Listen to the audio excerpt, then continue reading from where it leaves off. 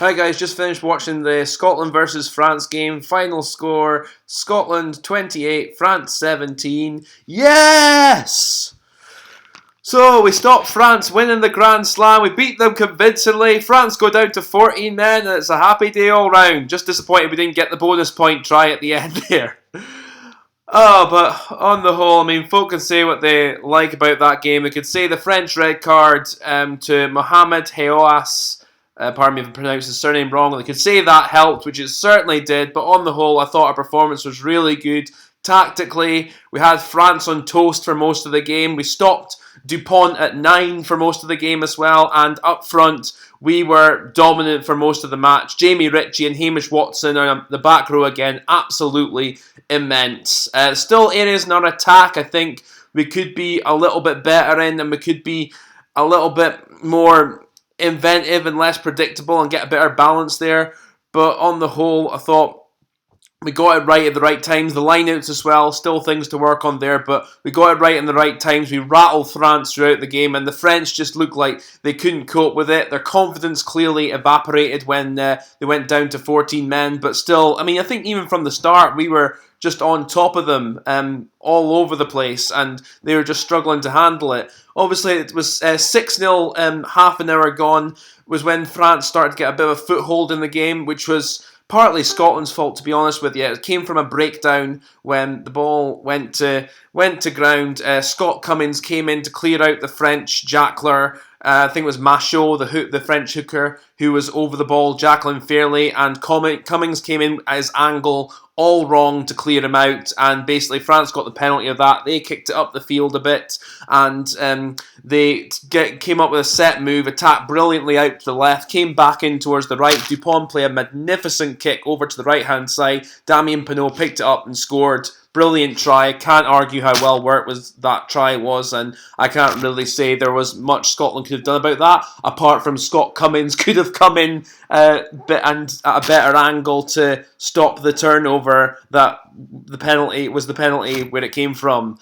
After that, obviously, the French red card, no arguments at all, completely stupid. Scuffle came out. Jamie Ritchie, to be fair, he didn't need to go all the way up to get involved, but still, when you throw a punch in the scuffles, there's only one option for the referee. He had to go off, so no complaints at all. I thought actually France were lucky that Kroos didn't get sent off early on because of his hit on Grant Gilchrist, where it kind of like he was kind of on the floor but then standing up, and then Gilchrist went over and landed on his head. It was very dangerous play. I think it was only just because it was early on and the referee didn't see it as a full spear tackle why he got off with just a yellow for that. I thought it was red, and the new directives now that contact with the head around there, landing on there, whether it's dumped or whether it's speared, it's a red card. That's the directives referees have to follow, and that's the way it went. It wasn't given as a red, it was given as a yellow. But anyway, half time, just before half time, we get a set move, catch France's defence cold out on the right. Sam Johnson plays runs a lovely line round the French dogleg defence, pass it out to Maitland, who scores in the corner. Start of the second half, Sean Maitland scores again, very similarly, create an overlap out on the right, and he goes over and scores. Great try. And then later on, Stuart McInally, after he buggers up a line-out throw, the French steal it, it bounces all over the place, Dupont gets caught out by the bounce, goes to McInally, and he just runs over and scores. I think he'll be telling everyone, yeah, that was deliberate, I deliberately meant to throw it like that. But no, it was a good try, and then France got a try right at the end with Charles Olivon. To be fair, I thought it was a bit of a soft one on our part. It was. It looked like it actually went. Before I say the soft part, it looked like it actually went forward in the ruck there off a French hand before it went to Olivon, who scored the try. But anyway, that is what it is. And then they left Hamish Watson basically on his own as the tackler, and Olivon used his strength to score. Because I thought the support arriving to help Watson to stop him there was too slow, and that was the try. And yeah, so on the whole, very happy. We've beaten France, stopped the Grand Slam, got the 2 wins we desperately needed this Six Nations. Hopefully we can go on to make it 3 in Cardiff next weekend. Good things about our performance. As I said, Jamie Ritchie and Hamish Watson, the back row, absolutely outstanding.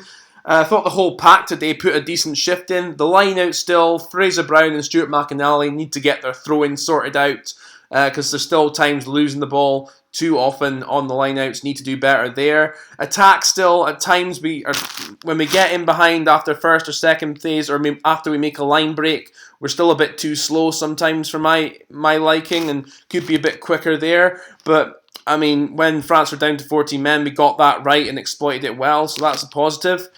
So overall, I think a lot of confidence, a lot of things we can take going into the final match of the Six Nations in Cardiff next weekend, and we'll see what happens there. From France's point of view, of course, the red card didn't help. I think Ntamak going off early as well for head injury assessment that he didn't recover from didn't help either, because Jalabert, I think, is a very talented Maverick playmaker, but he's not a controlling 10 at all, looking at him. He reminds me a bit of Freddie Michalak, only with a bit blonder, bleached hair. But no, I think he's got a lot of talent, but as a controlling 10, I'm not so sure. And, of course, I think we've also got the key to stopping this French team, that if you can rattle Dupont at 9 and stop him controlling the game, like he has been doing the first 3 games, then you can really rattle this French team and stop them. And yeah, from France's point of view, they go into the Ireland game at home next week. I think at home it would suit them better, and they'll be a lot more up for it. I think, I don't know, they just seem to be like, when they go into this game, they were, I know Fabien Galtier was saying pre-match, we're not taking this match lightly, but it was like as the game got on, they just seemed to get more rattled, and apart from the try they scored, they just seemed more like they were, not really sure. They looked lost. They looked like once we'd worked out their plan A in attack, they didn't really know what to do. And that was not something we've seen this championship so far. So a lot of credit to Scotland for that. But also France need to work out something new as well if they're going to go on to be the team they want to be come the 2023 World Cup. And they've obviously still got plenty of stuff going on in their club game as well with regards to playing time, players available along those lines that they still need to sort out, in my view. But yeah, overall, very happy. Scotland won after the red card. I don't think there was a danger of us losing this game, so happy enough. We're not that bad a side. Gregor Townsend, I said 2 wins. Okay, you can keep your job for me now after the championship. Just hope we can go to Wales next week and do one there, but we'll see. Jamie Ritchie obviously deserved man of the match as well. That's all I've got to say, guys. Thank you very much for listening. Take care and have a great day.